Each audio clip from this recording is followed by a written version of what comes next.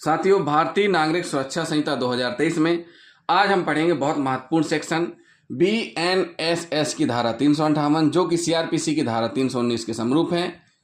अपराध के दोषी प्रतीत होने वाले व्यक्ति अन्य व्यक्तियों के विरुद्ध कार्रवाई करने की शक्ति। न्यायालय को यह धारा शक्ति प्रदान करती है। इस धारा के अंतर्गत न्यायालय को पावर है कि फाइनल रिपोर्ट में अगर किसी व्यक्ति का नाम नहीं है और न्यायालय को यह प्रतीत होता है कि उसके खिलाफ पर्याप्त आधार हैं, तो उसको भी न्यायालय संज्ञान में लेकर के अभियुक्त बना सकती है और उसका विचारण भी स्टार्ट कर सकती है उस अभियुक्त के साथ। मान लीजिए उदाहरण, FIR रजिस्टर्ड है A और B के खिलाफ।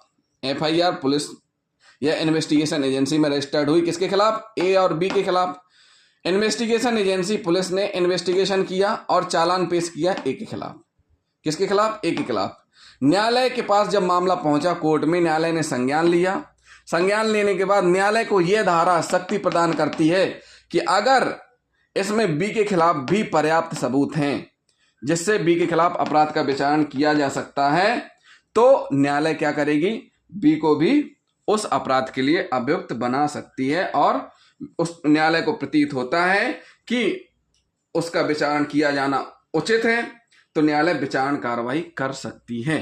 तो यह धारा स्पष्ट करती है कि जहां किसी अपराध की जांच या विचारण के दौरान साक्ष्य से प्रतीत होता है कि किसी व्यक्ति ने, जो अभियुक्त नहीं है, कोई ऐसा अपराध किया है जिसके लिए ऐसे व्यक्ति का अभियुक्त के साथ विचारण किया जा सकता है, वहां न्यायालय उस व्यक्ति के विरुद्ध उस अपराध के लिए उसके द्वारा किया जाना प्रतीत होता है कार्रवाई कर सकती है। इसमें स्पष्ट कर दिया गया है कि जिसमें यह पर्याप्त है, जिसमें न्यायालय को यह प्रतीत होता है कि किस स्टेज पे, जांच और विचारण के स्टेज पे प्रतीत होता है कि जो व्यक्ति अभियुक्त नहीं है उसने भी कोई ऐसा अपराध किया है जिसके लिए ऐसे व्यक्ति के साथ विचारण किया जा सकता है। जैसे हमने अभी आपको उदाहरण बताया कि A और B के खिलाफ FIR दर्ज हुई और इन्वेस्टिगेशन एजेंसी ने A के खिलाफ चालान पेश किया, B के खिलाफ चालान पेश नहीं किया।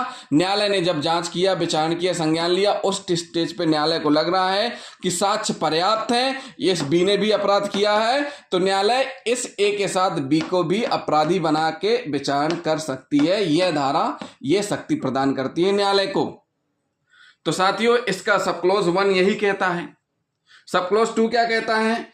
जहां ऐसा व्यक्ति न्यायालय में हाजिर नहीं है। मान लीजिए FIR रजिस्टर्ड हुई है, इन्वेस्टिगेशन हुआ है, A के खिलाफ चालान पेश हुआ है, A बराबर PC पे है, B न्यायालय में उपस्थित नहीं है।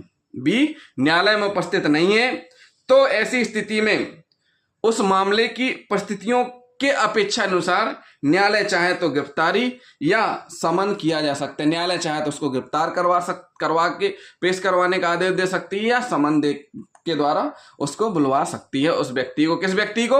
B व्यक्ति को, जो कि जिसका नाम चालान में नहीं है लेकिन उसके खिलाफ अपराध से संबंधित पर्याप्त साक्ष्य हैं जिससे विचारण किया जा सकता है। तो B को अपराध की परिस्थितियों के अनुसार या तो गिरफ्तार या फिर समन जारी कर सकती है। सब क्लॉज 3 क्या कहता है?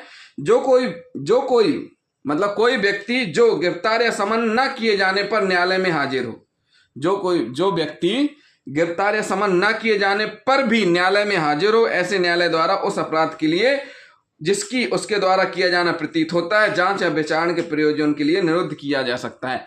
मान लीजिए ये तो ऑलरेडी है, लेकिन B भी न्यायालय में उपस्थित है।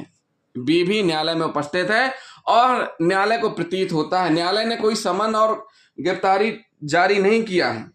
न्यायालय ने कोई जिस व्यक्ति के विरुद्ध न्यायालय अब अभियुक्त बनाने के लिए समन और गिरफ्तारी जारी करना चाहता है, वह व्यक्ति न्यायालय में उपस्थित है। तो ऐसी स्थिति में अगर प्रतीत होता है तो विचारण के प्रयोजन के लिए निरुद्ध किया जा सकता है। निरुद्ध यानी उसको कस्टडी में लिया जा सकता है, गिरफ्तार किया जा सकता है। सब क्लॉज 4 क्या कहता है? सब क्लॉज 4 कहता है कि उस व्यक्ति के बारे में कार्रवाइयां फिर से प्रारंभ की जाएंगी और साक्ष्यों को फिर से सुना जाएगा।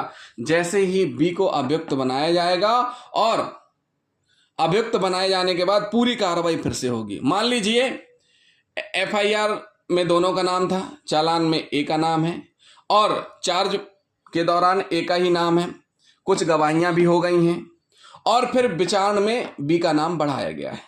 तो जितने लोगों की गवाहियां हो चुकी हैं, जैसे शिकायतकर्ता की गवाही या जिसने घटना देखी उसकी गवाही हो चुकी है, तो जैसे ही बी अभियुक्त बनेगा, बी का नाम आएगा, बी को विचारण के लिए बी का विचारण चलेगा, तो उस स्थिति में जितने भी साक्षी जिनके बयान हो चुके हैं पुनः दोबारा से सुना जाएगा, उनकी कार्रवाई दोबारा से की जाएगी, यानी गवाही दोबारा से होगी। तो साथियों, इसमें स्पष्ट कर दिया गया है किस प्रकार से कार्रवाई की जाएगी इस धारा के अंतर्गत। इसी संबंध में माननीय सुप्रीम कोर्ट का निर्णय है जिसमें स्पष्ट किया गया है सुमन बनाम राजस्थान राज्य में। सुमन बनाम राजस्थान राज्य में माननीय सुप्रीम कोर्ट ने कहा है कि यह धारा भारतीय नागरिक सुरक्षा संहिता और सीआरपीसी की धारा 319 यह अनुज्ञा देती है, शक्ति प्रदान करती है कि किसी ऐसे नए व्यक्ति का नाम अभियुक्त के रूप में जोड़ा जा सकता है जिसका नाम उल्लेख एफआईआर में था, जिसके नाम का उल्लेख एफआईआर में था, लेकिन पुलिस ने उसे अभियुक्त के रूप में आरोप पत्र यानी चालान में शामिल नहीं किया था, उसका नाम जोड़ा जा सकता है। जजमेंट का नाम क्या है? सुमन बनाम राजस्थान राज्य। साथियों, एस मोहम्मद इस्पहानी बनाम योगेंद्र चंडक एवं अन्य के बाद में माननीय सुप्रीम कोर्ट ने कहा है, क्या कहा है कि यह धारा भारतीय नागरिक सुरक्षा संहिता की धारा 358 जो कि सीआरपीसी की धारा 319 के समरूप है। इस धारा के प्रावधान समर्थककारी उपबंध है जो न्यायालय को यह शक्ति प्रदान करते हैं, न्यायालय को यह शक्ति प्रदान करते हैं कि विचारण कार्रवाई के दौरान किसी भी चरण में किसी भी व्यक्ति को जो अभियुक्त नहीं है समन करके न्यायालय में बुलाया जा सकता है, बुला सकती है न्यायालय। क्या कर सकती है? बुला सकती है न्यायालय। तो साथियों, इसी प्रकार हरदई बनाम उत्तर प्रदेश राज्य के बाद में भी माननीय सुप्रीम कोर्ट ने स्पष्ट किया है कि यदि पुलिस संदिग्ध के प्रकरण को आगे विचारण कार्रवाई हेतु अग्रेसित करना आवश्यक न समझे तब भी इससे विचारण को प्राप्त धारा के अधीन, इस धारा के अधीन अतिरिक्त अभियुक्त के विरुद्ध समन जारी कर उसे विचारण हेतु बुलाने की शक्ति पर कोई विपरीत प्रभाव नहीं पड़ेगा। इसमें भी यही स्पष्ट है कि न्यायालय चाहे तो बुला सकती है किसी नए व्यक्ति को अभियुक्त के रूप में। साथियों, रंजीत सिंह बनाम पंजाब राज्य के मामले में सुप्रीम कोर्ट ने कहा है कि जब एक बार सेशन न्यायालय सुपुर्द करने के आदेश के अनुसरण में अपराध का संज्ञान ले लेते हैं तब इस संहिता की धारा 319 और भारतीय नागरिक सुरक्षा संहिता की धारा 358 के अधीन शक्तियों का प्रयोग करते हुए साक्ष्य के चरण पर पहुंचने के पश्चात ही किसी अन्य अभियुक्त की सूची में जोड़ने के लिए सशक्त है, मतलब संज्ञान के पश्चात भी सशक्त है जोड़ने के लिए। अभी हाल में माननीय सुप्रीम कोर्ट का निर्णय आया हुआ है मुस्तफा अली हाशमी वर्सेस आंध्र प्रदेश राज्य, एसएलपी नंबर है 9091/2022, निर्णय 10/7/2024 को, जिसमें स्पष्ट किया गया है इसी प्रकार कार्रवाई हुई थी। उसमें माननीय सुप्रीम कोर्ट का जो निर्णय है वो हम आपको भी बताएंगे साथ में।